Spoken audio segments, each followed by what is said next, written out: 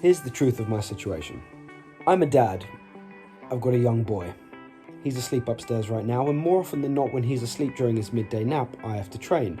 I don't get to go to the gym most days in the week because the simple fact is I've got to be home whilst he's asleep.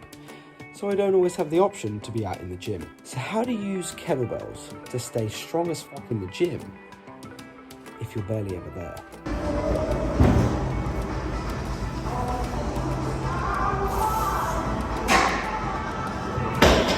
Well, here's a couple of tips I've got for you if what you're trying to improve is your deadlift. So I use a couple drills in particular with my kettlebells to make sure that my technique, my positioning, and my engagement through hip extension stays where it needs to be, so that that one trip to the gym a week I get where I want to pull something heavy off the ground, I'm prepared to do that, and I'm still strong enough to pull something off the ground that I'm pretty pleased with, like this.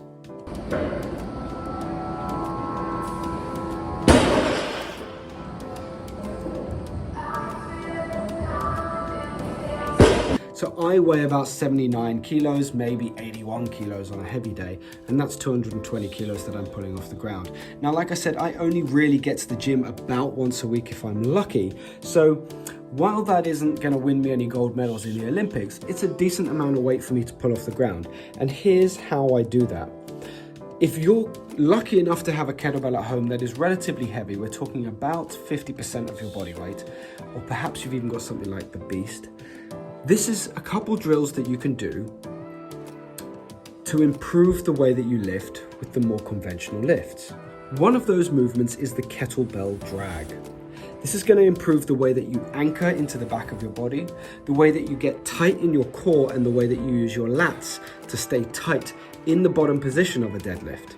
Now, a lot of times, especially sumo pullers, I see them miss a lift because their hips rise really fast and the bar is ahead of them, and then they're basically trying to straight leg deadlift a huge amount of weight off the floor. So the trick here is staying tight enough in your lats for long enough that you manage to initiate quad and glute drive to get that bar to break the ground. So a movement like this one is awesome in teaching you how to get tight in those positions and transfer that skill to the barbell.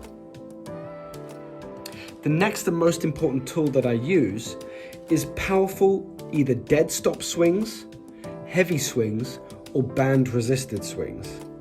In many different variations through programming, and I'll vary the kind of volume and intensity that happens with throughout my week, but those three movements, the dead stop swing to help me break the ground, heavy kettlebell swings to help me maintain extremely explosive hip extension all the way to terminal extension of my quad or knee and hip, and band resisted swings to help overcome a weight as it's rising so I have no sticking points, whether it's from the floor or midway up the drive phase of a deadlift. Lastly, here's something you can do when you get into the gym to drastically improve the way that you initiate the lift without letting your hips jump up off the ground. Attach a resistance band of moderate weight, so nothing crazy heavy, to the center of your barbell and anchor it ahead of you. Once it's anchored ahead of you, get into those same positions, wrapping the bar against your shins, dropping your shoulders away from your ears and staying tight in your lats. Come up through your deadlift, keeping that bar as close to you as possible.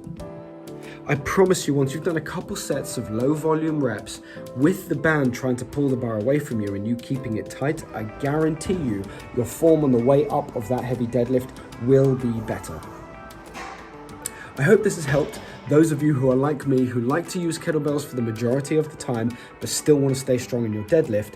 Do so with good technique, because it's not always about increasing the weight on the bar to see improvement. Sometimes you just want to see technique improvements in the way that you lift a weight that is already challenging enough.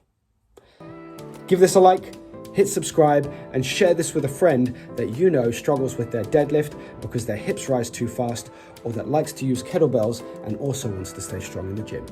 I hope this has been helpful. See you at the next one. Cheers.